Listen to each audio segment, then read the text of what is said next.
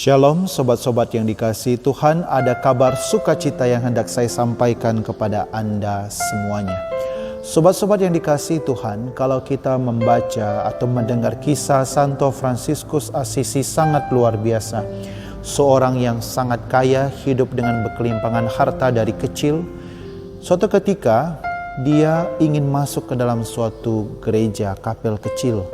Ketika dia masuk, duduk di bangku umat, dan tiba-tiba dia mendengar ada suara yang menyapa dia, "Fransiskus, perbaikilah rumahku." Dan Fransiskus mengira pada saat rumah itu adalah gereja yang sedang ia duduki pada saat itu, yang sedang ia tempati pada saat itu.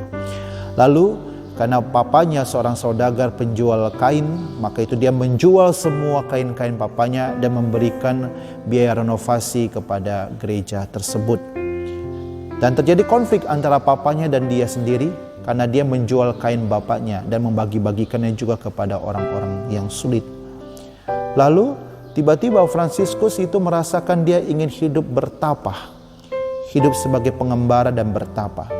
Ketika dia menyampaikan niatnya kepada ayahnya, di situ ayahnya tidak setuju dan terjadi konflik di antara dia dengan ayahnya sangat hebat.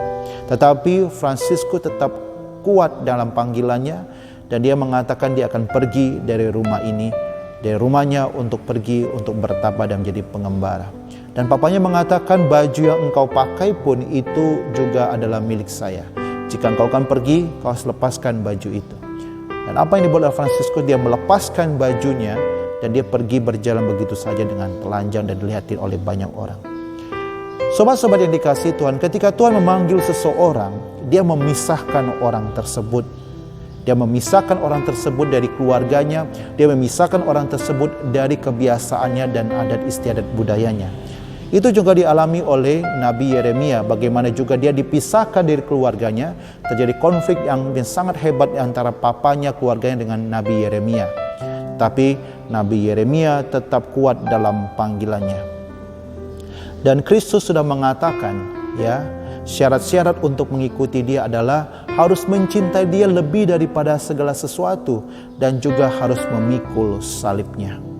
Orang-orang yang dipanggil secara khusus, misalnya antara para imam, pastor, suster, bruder, frater yang dipanggil secara khusus, mereka dipisahkan dari keluarga mereka supaya apa?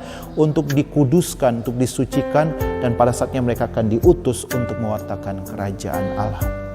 Sobat-sobat yang dikasihi Tuhan, kita juga mendapat tugas perutusan yang sama. Bukan hanya para imam, bukan hanya para suster, para bruder atau frater, kita juga mendapat tugas perutusan yang sama. Misalnya bagaimana? Ketika Anda bekerja, dimanapun Anda bekerja, misalnya di dalam tempat kerjamu, ada orang-orang yang suka korupsi, nepotisme kuat sekali dalam tempat kerjamu. Anda dipanggil sebagai murid Tuhan, pengikut Tuhan untuk tidak ikut bergabung dengan kelompok tersebut. Berarti Anda dipisahkan. Di tempat kerja Anda misalnya terjadi begitu banyak gaya kemalasan, gaya hidup, gaya kerja yang malas, santai, tidak bisa bekerja dengan baik.